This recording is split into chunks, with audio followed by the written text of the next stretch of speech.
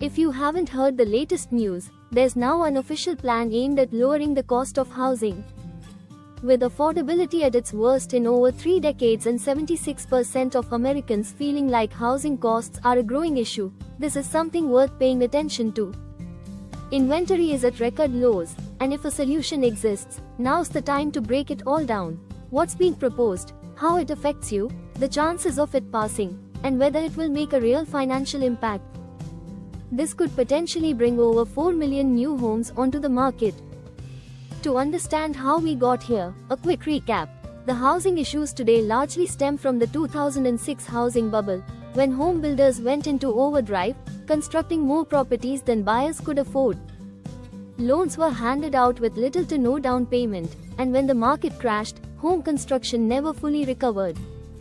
Fast forward to today, and home building is still far behind pre-2006 levels. Add that to record low mortgage rates in 2020 and 2021, which locked in millions of homeowners at super low interest rates. Now, with rates much higher, people are unwilling to move because a new mortgage would cost them 50% more. This lock-in effect has kept inventory low and prices high. The plan focuses on 3 key points. First, adjusting building codes. Currently, federally backed mortgages require homes to meet certain energy efficiency standards, which, while beneficial for sustainability, add an estimated $31,000 to the cost of a new home. The proposal suggests rolling back some of these requirements to lower costs and pass savings onto buyers. Second, reducing regulations. Reports indicate that regulatory requirements make up around 25% of a home's total cost, 23.8% for single-family homes and 40.6% for multifamily housing. Reducing these restrictions could lower construction costs, making homes more affordable.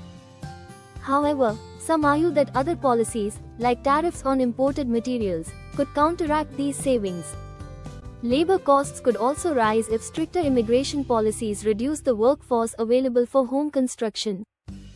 Third, building on federal land. With 28% of the US owned by the government, the idea is to transfer or lease select portions of land for housing development. While this sounds like a game changer, most of this land is remote, lacking roads, utilities, or proximity to job centers.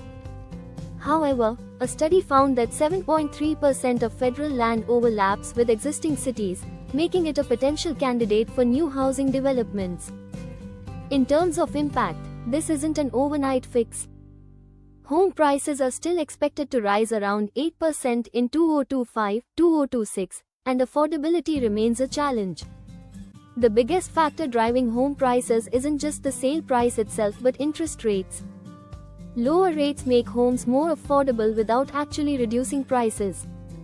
Historically, home prices tend to stay steady or rise even during recessions, with interest rate drops providing buyers with more purchasing power. While these policies could help, the housing shortage is estimated at between 2.5 to 7.2 million homes. Even cutting regulations might not be enough to significantly lower costs. One alternative idea would be allowing homeowners to take their current mortgage rates with them when they move, making it easier for people to sell and buy without facing drastically high payments. Another would be increasing the capital gains tax exemption to incentivize more home sales. Changes like these take time. Homebuilders plan projects years in advance, so even if new policies were implemented today, the effects wouldn't be visible for 2 to 3 years. In the meantime, the biggest factor affecting affordability will likely be interest rates. If rates drop, monthly payments become more manageable, which could ease some pressure on buyers.